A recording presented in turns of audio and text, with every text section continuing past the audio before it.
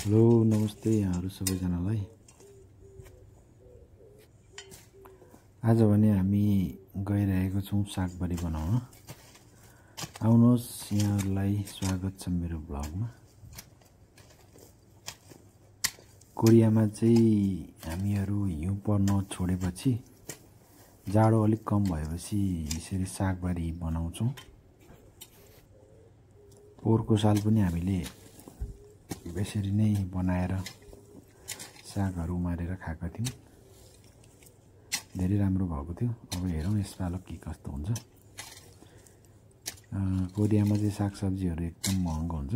त्यही भएर यसो फुर्सदको समयमा सागसब्जी रोपेर खाने गर्छौँ साथीहरू। यो चाहिँ मालिकको बारी हो। मालिकले हामीलाई सागसब्जी खाऊ भनेर दिएको छ।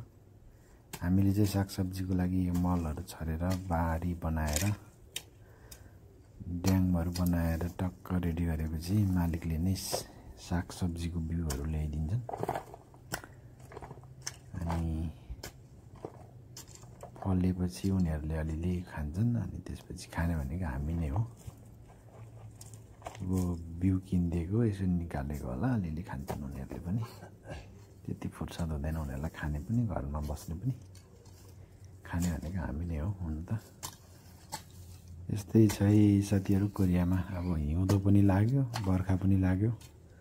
अब हिउँदो लागे जस्तो पनि हुन्छ, तपाईँको फेरि पानी पनि परेकै गर्छ। अहिले चाहिँ खासै पानी परेको थिएन। पोहोरको साल चाहिँ धेरै पानी पऱ्यो यो समयमा। अब यसपालो चाहिँ त्यति परेको छैन। अब हेरौँ के कस्तो हुन्छ। पानी परेको भयो भने सागसब्जी अब त्यति राम्रो हुँदैन। अब पानी परेन भने सागसब्जी धेरै राम्रो हुन्छ।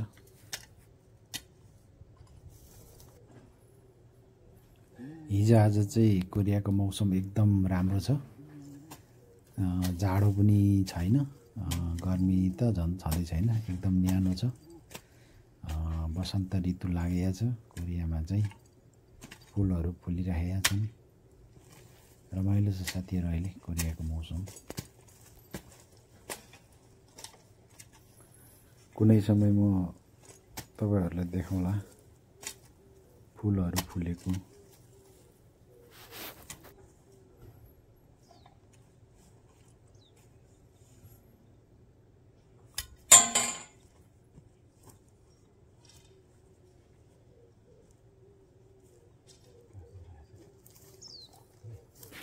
हामी चाहिँ कोरियाको एकदम विकट गाउँमा छौँ। विकट गाउँ, पुरानो घरहरू छन् यहाँनिर चाहिँ। यस्तै छ साथीहरू। हाम्रो चाहिँ बजार पनि टाढो भएको कारणले चाहिँ हामीहरू यसरी नै वर्षैपिच्छे साग सब्जीहरू बनाएर फलाएर खान्छौँ।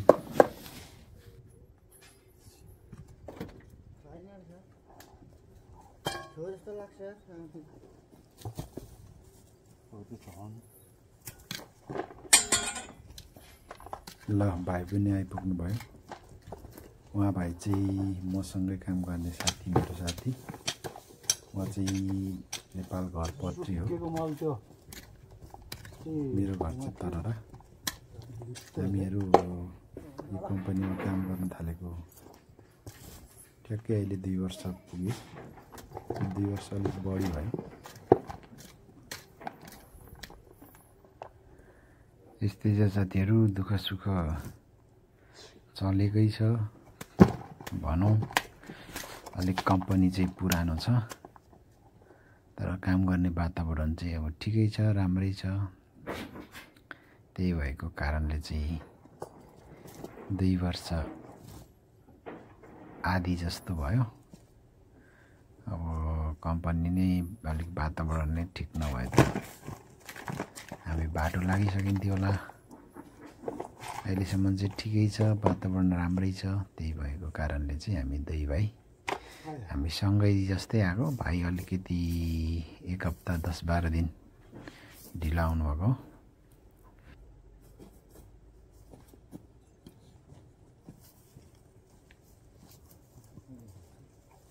यो पनि खन्दिने हो मिनारी हो यो त्यो होइन नि अब होइन बुढोले मिनारी जस्तै छ बुढोले रोप्नु लगाएको फोहोर होइन ए हो नि रोपेको बाँचिराखेको मिनारी चाहिँ यहाँ छ यहाँ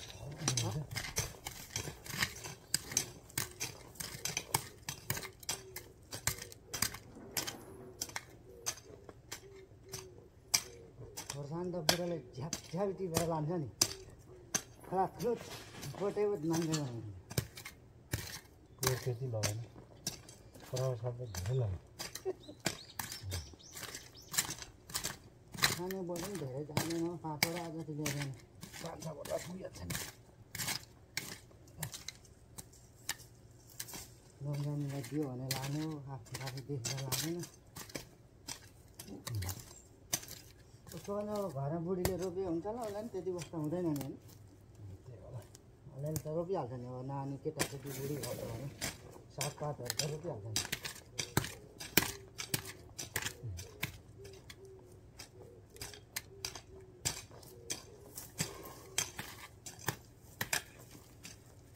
नेङ्गानीको जति यो काटेर सकिन्छ नि यहाँबाट कुदाउनु त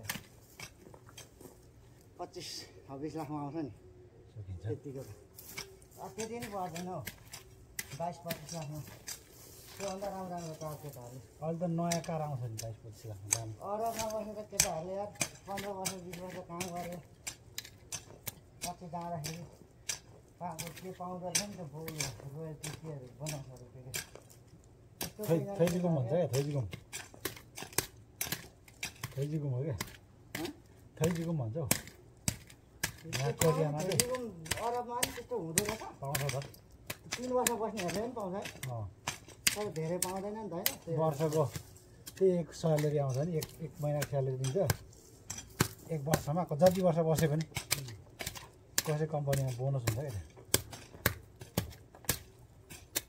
एक वर्षमा 1 महिनाको मैले त पाएको थिएँ 1 वर्षमा 1 महिना भन्छु 19 वर्ष बस्दा 19 महिनाको स्यालेरी आउँछ त्यही स्यालेरी आउँछ अनि त्यही त्यो धनियाँ हो धनियाँ त्यो जोगाउनु पर्छ यसपालि धनियाँ छरिएन अलिक पछि छर्नुपर्छ होला अब छर्दा भइहाल्छ नि बितेको यहाँ छ यो छ पानी आयो भने सर्लक आउँछ नि त यो हुन्छ पानी नआएर पो त्यो उता गर्नु कहाँ बितेको छ त भर्खर यति राखेको जाडोले कक्क भएर भर्खर त्यसलाई चाहिँ उँधोपट्टि झर्नुपर्छ क्या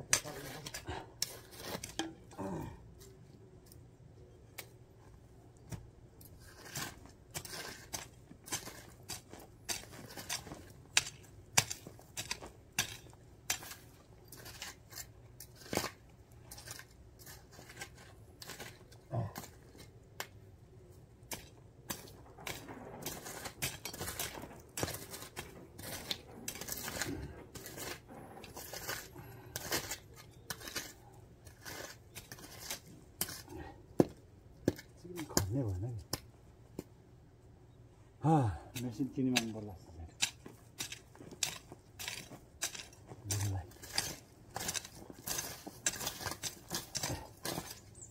बुढो मेसिन ल्याऊ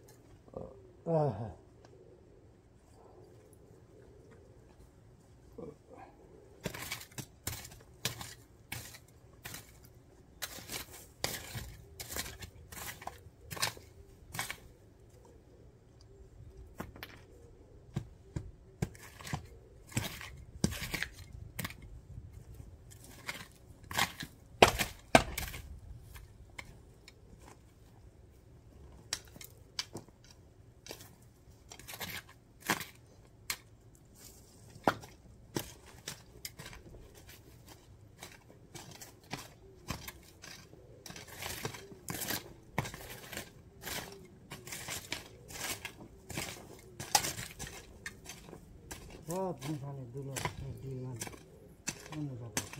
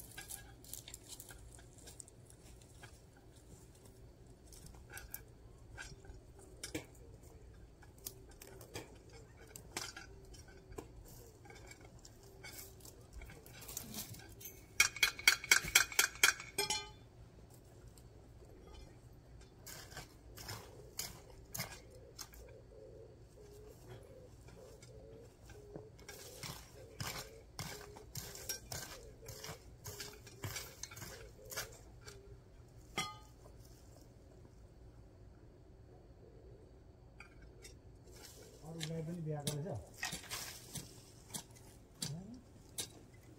एउटा नजाँदा गइसक्यो एउटा नभए अरू अरू पनि बिहाको आउँछ होला अरू पनि भुँडा भुँडी अब लाग्नु लाग्नु नि त फोहोर पनि ठिकै बिहाको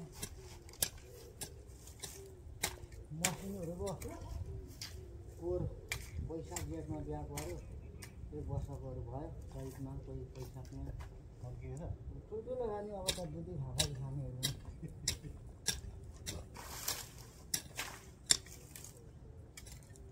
एउटा बाछी चाहिँ छिट्टो बिहाको पोहोरको जस्तै सल्लो जस्तै क्या ठुलो भइसक्यो त्यो चाहिँ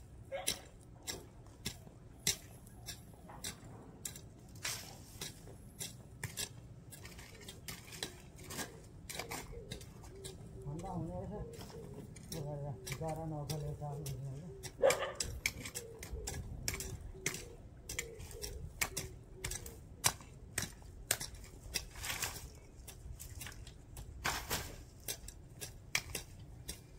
पानी झर्ने पनि पहिला लगाएको छ पानी झर्ने पनि टन्नै लगाएको छ पहिला पनि प्लास्टिक छ अरे प्लास्टिकहरू